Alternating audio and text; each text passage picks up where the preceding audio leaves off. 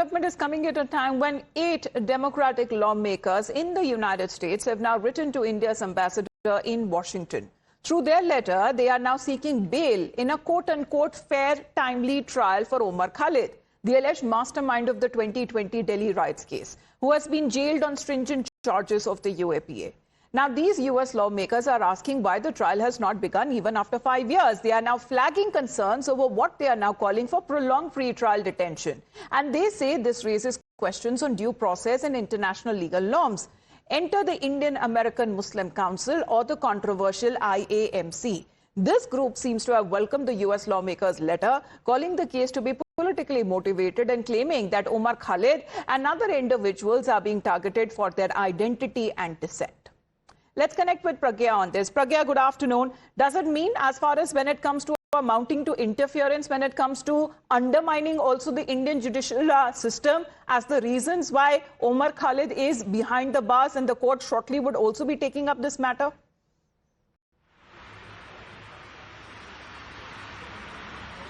Well, the kind of letter that we had seen doing the rounds on the social media where Mr. Mamdani has written to Umar Khalid and in fact has met the family members as well.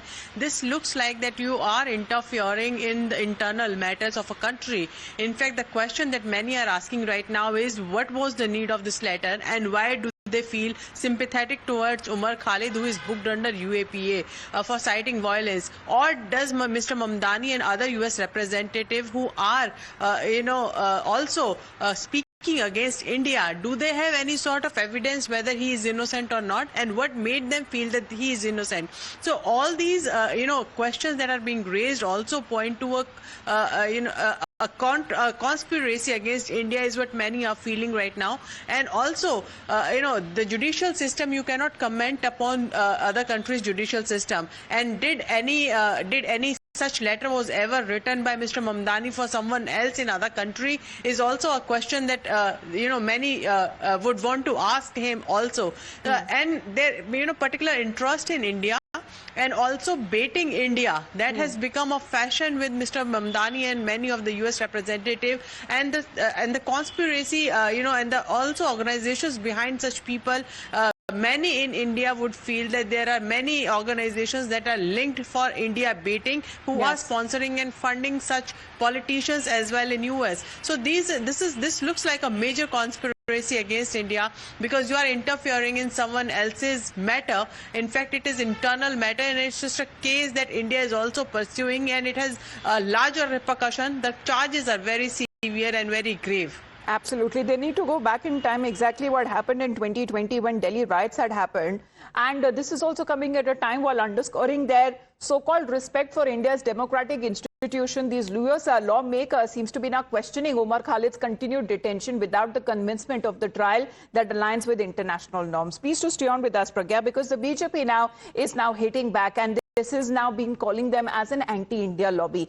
BJP national spokesperson has put out a photograph of one of the US lawmakers who wrote this letter seeking for a fair trial for Umar Khalid, with Rahul Gandhi also in the same frame. Now, the BJP is joining the dots, saying that back in 2024, the US senator meeting Rahul Gandhi along with Ilhan Omar, and in January 2025, as per the BJP, the same lawmaker introduced the Combating International Islamophobia Act, explicitly naming India and claiming crackdown on Muslims. And now, as per the BJP, the same US lawmaker has now written to the government raising concerns over Umar Khalid's case. BJP says every time that there is an anti-India narrative peddled abroad, one name that keeps cropping up is that of Rahul Gandhi. Let's in the meantime also talk about how the BJP is now raising questions over Rahul Gandhi's anti-India charge, saying that the Congress leader continues to defame his own country. BJP says that Rahul Gandhi aligns with the anti-India forces. As far as this particular picture is concerned, they are now raising questions and saying that this is not INC standing for Indian National Congress, but ANC standing for Anti-National Congress. Let's listen in. It is not INC Indian National Congress, it is ANC Anti-National Congress, because Rahul Gandhi goes abroad and he is part of the Bharat Badnami Brigade, Bharat Berating Brigade. We have seen how Rahul Gandhi has time and again been allied with all those elements who are the ones who are spreading negative propaganda against India. This is the true face of Rahul Gandhi. In Modi Virod and BJP Virod, he does Desh Virod. He says, I'm fighting Indian state. He says things against the Indian Sena, Indian Samvidhanik Sanstha, Indian democracy, and allies with Soros and other agents who only and only spread propaganda and lies against India. Well, bail is the rule, not the exception, seems to be now the stand that has now been taken up by the Congress party, latching on to back the US lawmakers' letter there and echoing their narrative as far as the party has now been insisting, saying that there is bias against minority and Dalits within the country. 8 senators and congressmen of America are asking what is happening in India and that why the bail is not being granted to Umar Khalid and others who had been detained. It's a denial of their human rights, and bails are rule, not exception. But in case of Dalit, Muslim, or those who are targeted, it becomes exception, not. Mr. Rashid Alvi of the Congress is connected with us. Good afternoon to you, Mr. Alvi. What do you believe as far as and what stand does these US lawmakers have to actually have an opinion about the Indian judicial system, whether Umar Khalid gets bail or not? This is completely as far as India's internal matters are concerned. Why are they writing letters in solidarity with Umar Khalid? What is your point? It's shameful for the government. United States has raised such questions so many times as far as Muslims of this country are concerned. And it is first time when lawmakers of United States specifically has written a letter. I have myself not remember that ever it has happened that a trial has not been begun and they are behind the bars. Again and again, bail application is being argued in the courts and they are unable to get bail.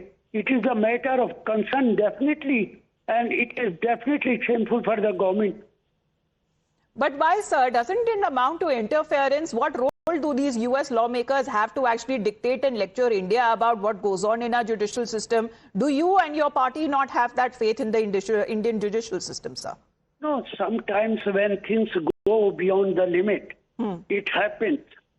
When we talk that Russia and Ukraine war is going on, our Prime Minister has said it should be stopped. Do you think that we are intervening in the internal matter of Russia? Not at all. So it is a very serious matter. And we are always talking what is happening in Bangladesh. Mr. Alvi, that would be like comparing oranges to apples, sir. Who exactly wants war in this, in this time? India has maintained a stand, sir. What is the connection that you're trying to draw here as far as Umar Khalid getting bail or not? That would be up to the courts to decide, no, sir? I'm saying that sometimes it happens then when any system or any,